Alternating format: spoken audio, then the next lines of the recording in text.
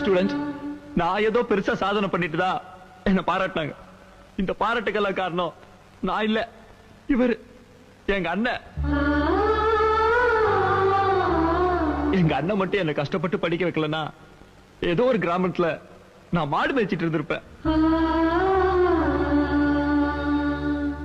அழுக்கு சட்டையும் கடுக்கணும் போட்டிருக்காரு அவர் அவமானமா நினைக்கிறீங்க?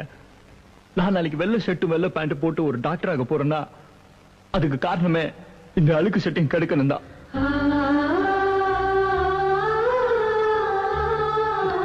எனக்கு கிடைச்ச மாதிரி ஒரு தங்கமான அண்ணன் இவருக்கு கிடைக்கல. கிடைச்சிருந்தா இவரு எவ்வளவோ சாதனை பண்ணிருப்பார்.